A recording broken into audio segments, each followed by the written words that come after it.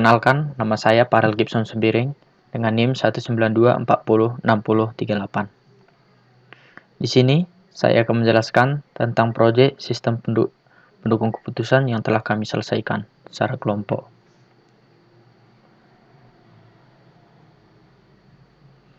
Dan cara mengambil informasi atau data berdasarkan laporan aplikasi, toko laptop pemrograman visual yang kami kerjakan. Kami mengambil informasi berdasarkan sistem operasi. Dari laporan tersebut, banyak penumpang atau pembeli yang membeli laptop sesuai kebutuhan mereka. Kita masuk ke studi kasus toko laptop.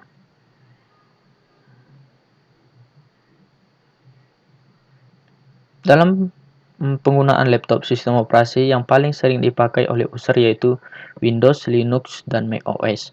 Hal yang dianggap penting dalam penggunaan sistem operasi adalah user interface, kualitas gambar, keamanan visual, kenyamanan pemakaian, dan kepopuleran.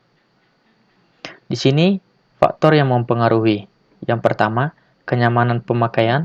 Yang kedua, keamanan virus. Yang ketiga, kelengkapan program. Yang keempat, kualitas gambar. Kelima, kepopuleran. Dan evaluasi faktornya ada 3, Windows, Linux, dan macOS. Lanjut ke faktor bobot. Faktor yang pertama, kenyamanan pemakaian. Kami buat bobotnya 30 sesuai dengan yang telah kami analisa ke pengguna. Kemudian yang kedua, keamanan virusnya bobotnya 20 dan kelengkapan program bobotnya 20, kualitas gambar bobotnya 15, kepopuleran bobotnya 15 juga. Kemudian bobot evaluasi faktornya, faktor kenyamanan penilaian di mana untuk masing-masing sistem operasi tersebut diberikan bobot terhadap faktor-faktor penting yang telah ditentukan, yaitu yang pertama, kenyamanan pemakaian untuk Windows 9, untuk Linux 8, macOS 8. Dan untuk keamanan virus untuk Windows 7, Linux 9, macOS 8. Dan untuk kelengkapan program untuk Windows 7, untuk Linux 8, untuk macOS 7. Dan untuk kualitas gambar Windows 8, Linux 8, macOS 9. Dan kepopuleran Windows 8, Linux 6, macOS 7. Selanjutnya, evaluasi faktor untuk Windows. Untuk faktor kenyamanan pemakaian, yaitu 9 dikali dengan 30, hasil bobotnya 27. Keamanan virus dengan nilai 7 dikali dengan 0,20, bobot evaluasinya 1,4. Kelengkapan program 7 dikali dengan 0,20, bobot evaluasinya 1,4. Kualitas gambar 8 dikali dengan 15, bobot faktor. Kemudian hasil evaluasinya 12. Kepopuleran 8 dikali dengan 0,15, bobot evaluasinya 2. Kemudian total dari keseluruhan bobot faktor adalah 1. Dan bobot evaluasinya ditotalkan keseluruhan 7,5. Windows memiliki total bobot evaluasi sebesar 7,5, di mana bobot evaluasi ini merupakan perkalian dari evaluasi faktor dengan bobot faktornya. Evaluasi faktor untuk Linux. Faktor kenyamanan 8, keamanan virus 9, kelengkapan program 8, kualitas gambar 8, populernya 6.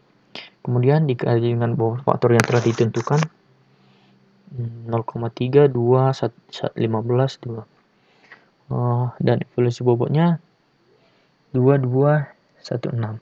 Totalnya ialah 8,8.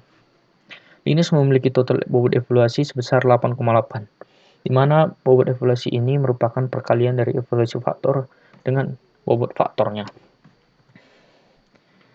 Kemudian evaluasi faktor untuk macOS, ya, di mana faktor kenyamanan pemakaian 8, keamanan virus 8, kelengkapan program 7, kualitas gambar 8, kepopuleran 7. dikali dengan bobot faktor yang telah ditentukan. Kemudian evaluasi bobotnya adalah 2,4, 1,6, 1,4, 1,2, 1,05.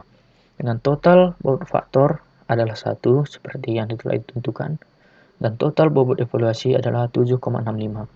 macOS memiliki total bobot evaluasi sebar 7,65, di mana bobot evaluasi ini merupakan perkalian dari evaluasi faktor dengan bobot faktornya.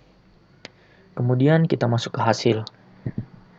Kita menentukan dari sebuah diagram yang dimana Windows adalah yang paling kiri, yang di tengah Linux, yang paling kanan macOS.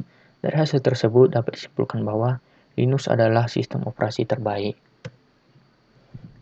Kita masuk ke US diagramnya, yang dimana admin toko laptop mengelola data penjualan, melihat data penjualan, dapat membuat laporan penjualan, dan di dalam pengelolaan data penjualan terdapat tambah data penjualan, edit data penjualan, dan hapus data penjualan. Selanjutnya, activity diagram, yang dimana admin ketika membuka aplikasi toko laptop dapat masuk ke tampilan halaman aplikasi, dan juga dapat masuk ke mengedit, menghapus data penjualan. Seterusnya, berhasil disimpan, diedit, atau dihapus. Ketika